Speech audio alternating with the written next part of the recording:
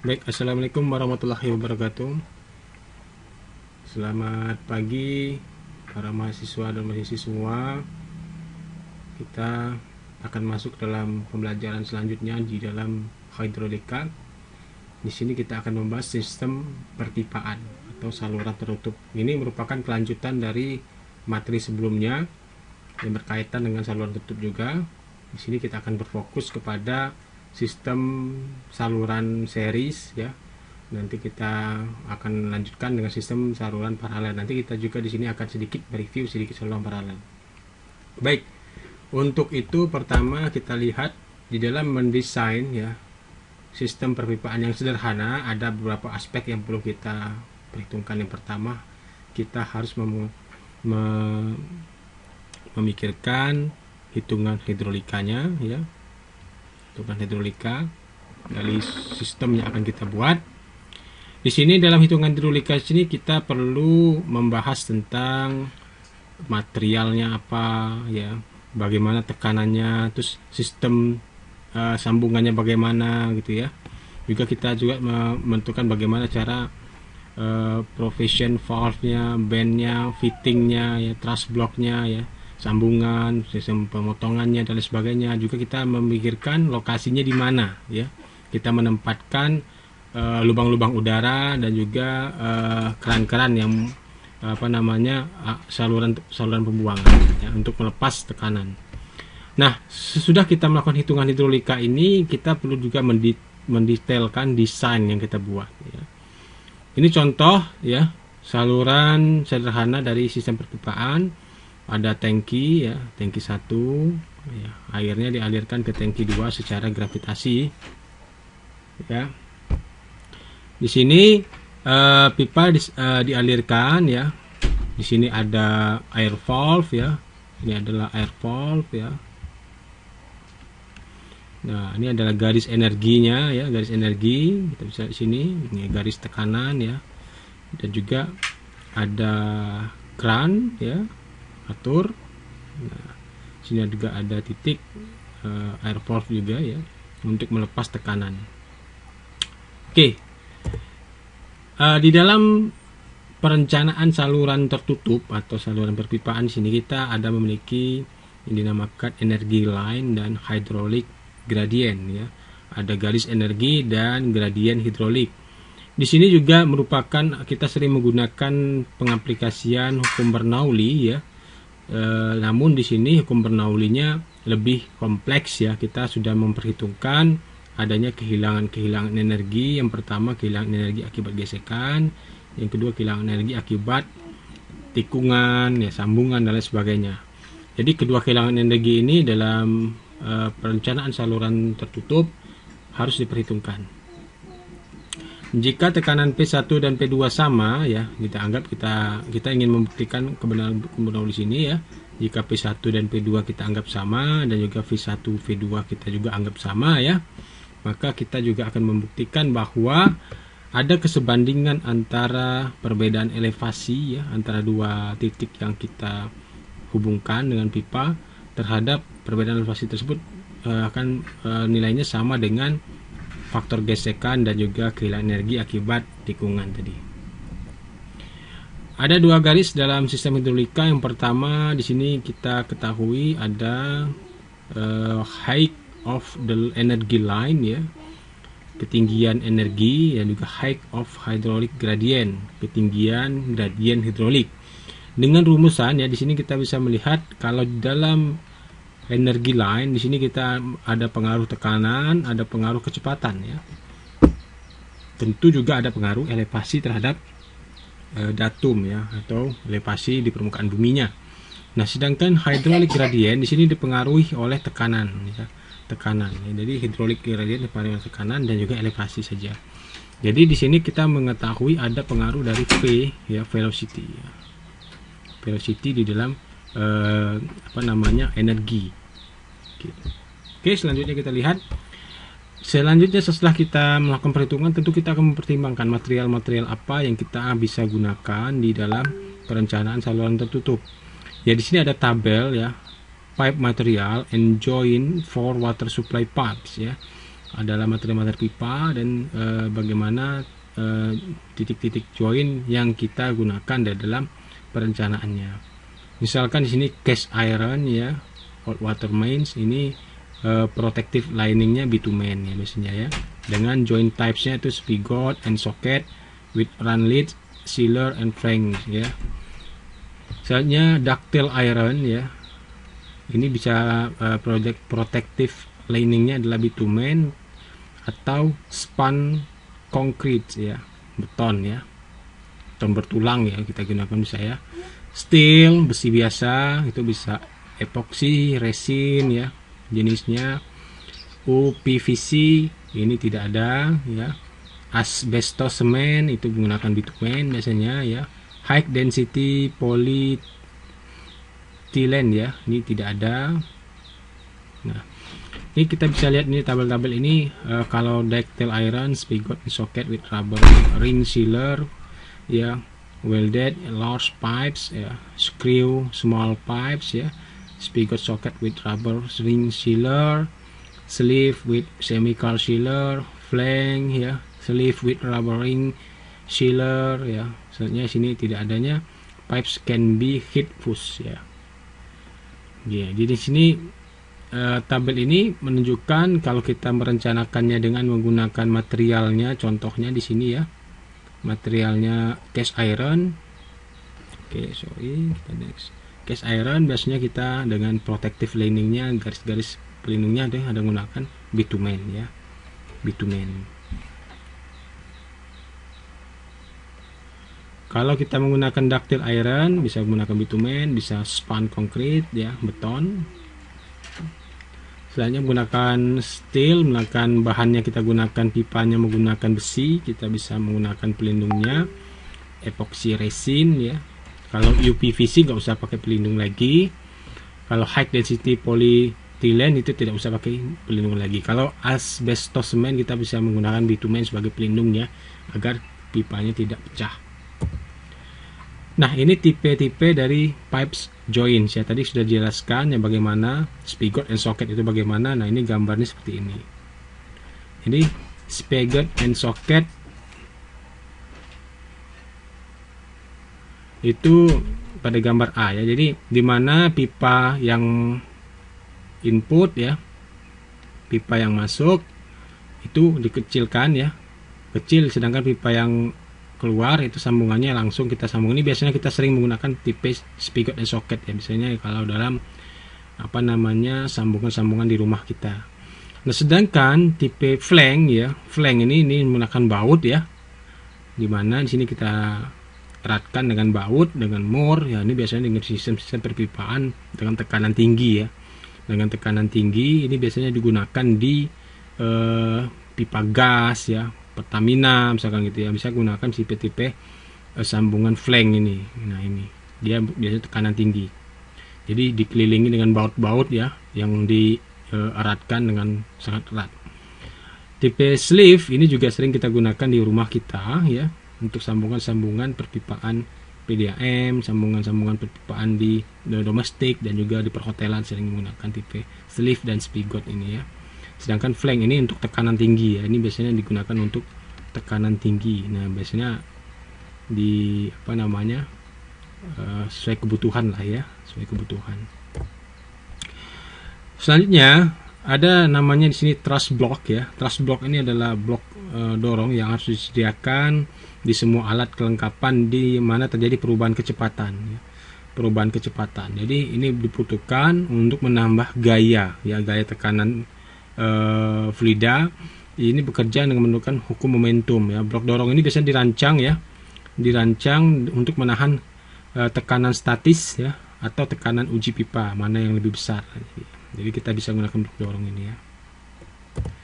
Selanjutnya air valve and washout ini sudah kita lihat tadi, contohnya di gambar sebelumnya, itu katup udara ya. Harus disediakan semua titik yang tinggi dalam saluran perpipaan sehingga udara yang masuk dikeluarkan selama proses dan udara dilepaskan selama pengisian. Ini gunanya untuk memenuhi ya, untuk menjaga kestabilan aliran fluida di dalam sistem perpipaan.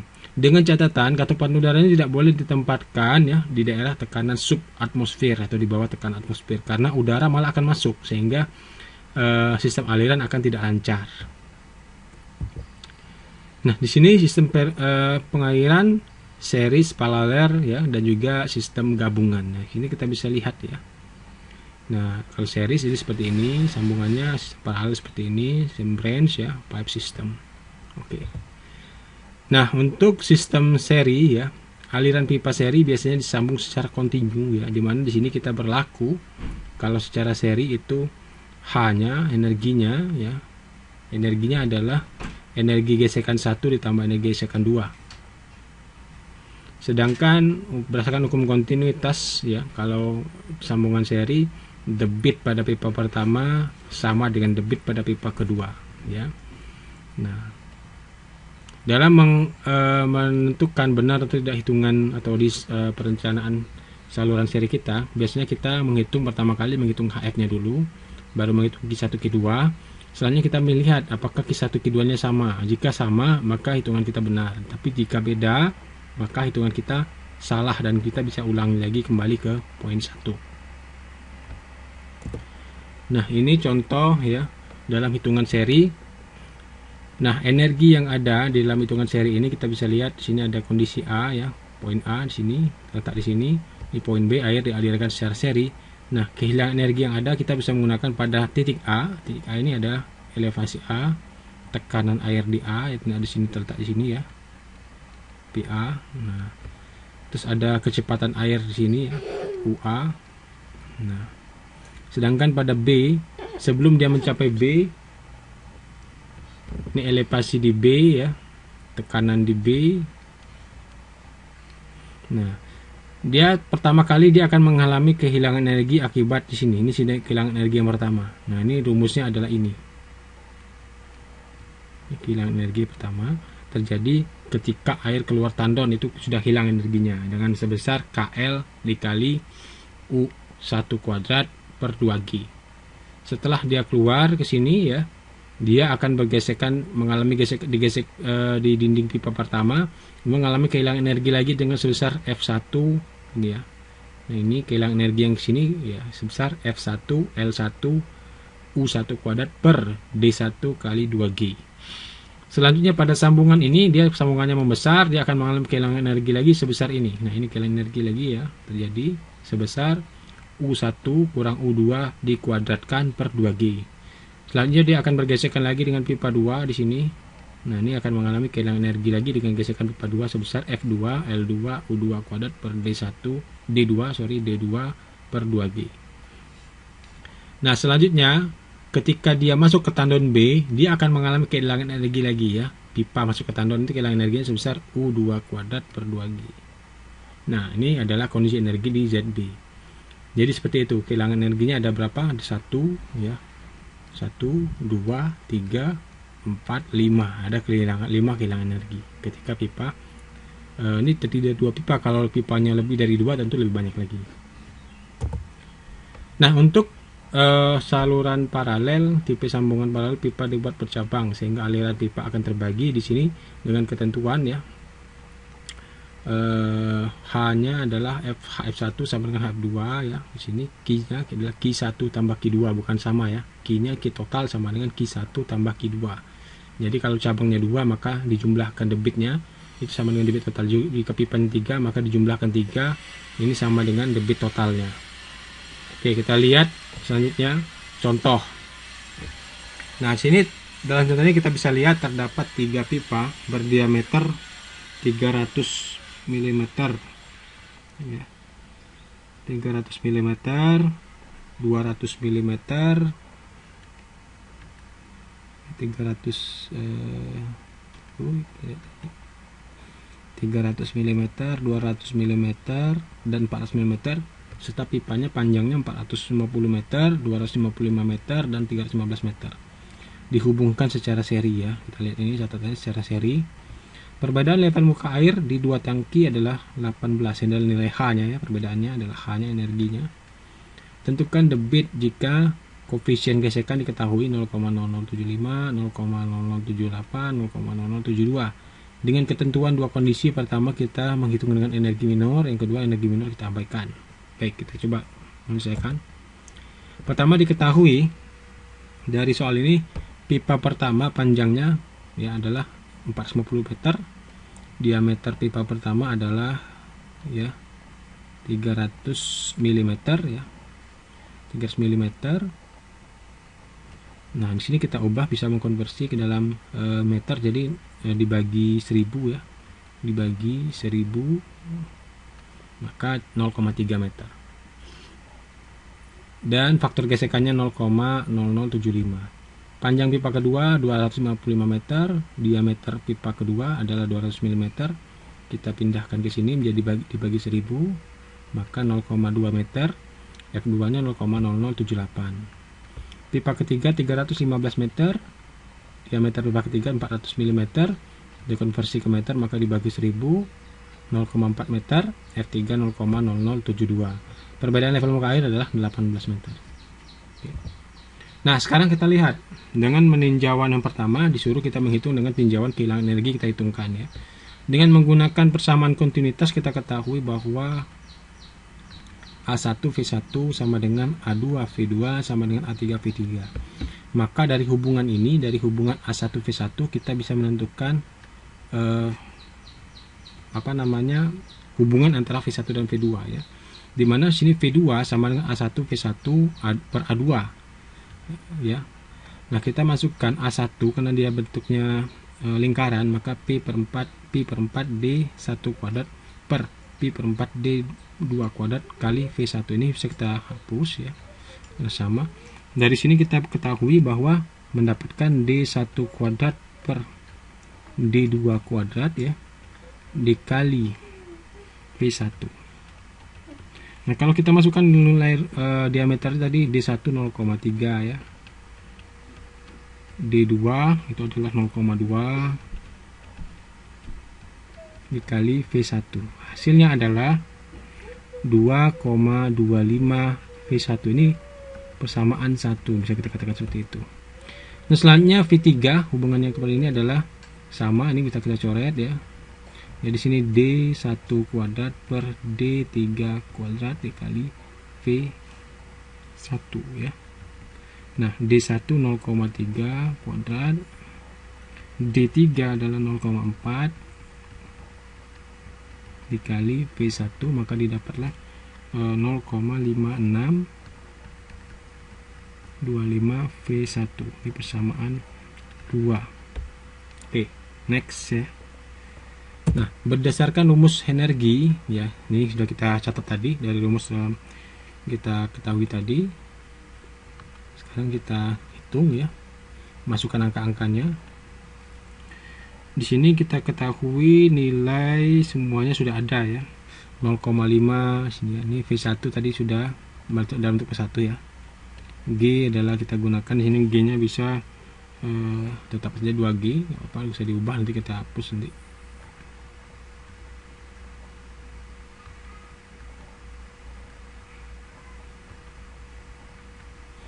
V1 ini ada nilainya, nilainya adalah 0,0075. L1 ada nilainya 450 meter ya. D1 ada nilainya, D1 adalah 0,3 meter. P2 ada nilainya ya 0,0078. L2 ada nilainya 255. Ini ada D2 adalah 0,2. Ini V3 ada nilainya adalah 0,0072. Ini nilainya 315. Ini nilainya adalah 0,4. Nah, kalau kita masukkan semua angka-angka ini ya, kita akan menentukan ini H-nya sudah kita tahu ya. Nah, H-nya adalah 18 ya. 18 ya. Sini kita akan menemukan V1 kuadrat per 2G dalam kurung ya. Sederhanaannya adalah 0,5 ditambah 45 ditambah 2,53 ditambah 201,4 tambah 2,847 tambah 7,17 176 ya, tambah 0,316. Jadi kalau kita lanjutkan ya, ini menemukan bahwa nilai 18 ini kita kalkulasi semua menjadi 259,77 ya, dikali V1 kuadrat per 2G ya. Dari sini kita bisa menghitung berapa V1 nya. V1 itu adalah akar dari 18 dikali ya 2, G nya kita gunakan 9,81 ya, per 259,77.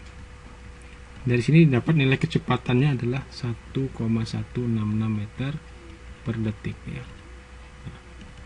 Kalau V1 nya sudah dapat, tentu V2, V3 itu bisa kita ketahui dengan mudah. Nah, sesudah kita dapat V1, kita bisa menentukan Q ya, dimana Q ya sama dengan A1 kali V1.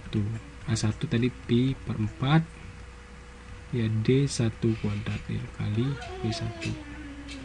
Maka kita masukkan angka-angkanya, didapatlah nilai Q nya adalah 0,0824 meter kubik per detik ya. Nah, ini selesai ya nomor 1. Next kita lihat bagaimana kalau dia tidak menghitung energi minor atau energi minor diabaikan. Maka kalau energi minor diabaikan, yang tersisa adalah energi gesekan saja. Maka kalau energi gesekan ya tentu ini gesekan semua ya, gesekan semua. Ini sudah ada nilainya juga, tinggal kita input saja nilai-nilai ini semuanya nih. Ini sudah seperti yang tadi ya, input saja, masukin semua. Ini nilainya, ini kan 18 ya. Maka didapat di sini 18. Di sini aksinya adalah V1 kuadrat per 2G, penyerahan terakhirnya ya. Ini adalah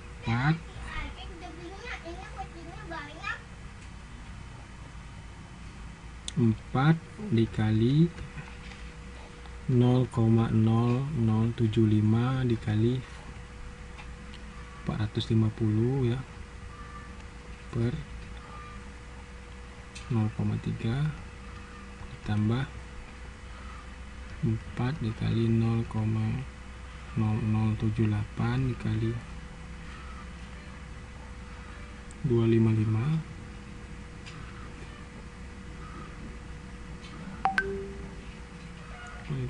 oke, dikali 2,25 ya, 0,25 kuadrat per, ini kita ubah V1 semua ya, D2 nya adalah 0,2,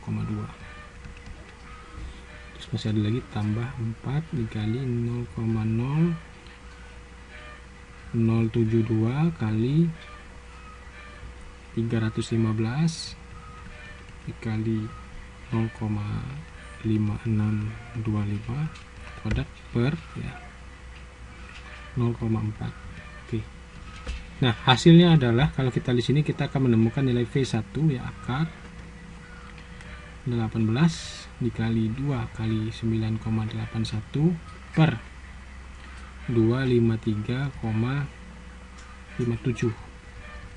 Nilai V1 nya ditemukan 1,18 meter per detik. Dari sini kita dapat Q ya. Q nya adalah A1 V1 Kpi per 4 D1 kuadrat kali V1, nilainya adalah 0,0834 meter kubik per detik ya. Nah, di sini 0,0834 dengan kita abaikan minor lossesnya. Sedangkan tadi kita menemukan 0,0824 Jadi hasilnya kesimpulan kita apa? Beda sedikit ya. Dengan kita menghitung minor losses, dengan kita tidak menghitung minor losses, hasilnya beda sedikit.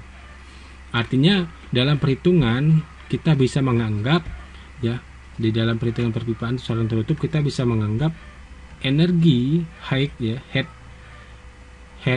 of pressure hidroliknya itu sama dengan nilai dari gesekan saja. Jadi yang berpengaruh sini material ya, material yang berpengaruh dalam perencanaan adalah material saja. Jadi tikungan-tikungan ya, sambungan-sambungan itu bisa kita abaikan karena selisihnya sedikit, dari 0,082 dengan 0,083, bedanya sedikit. Oke, mungkin demikianlah pembelajaran kita hari ini ya, mudah-mudahan bermanfaat. Saya akhiri, wassalamualaikum warahmatullahi wabarakatuh.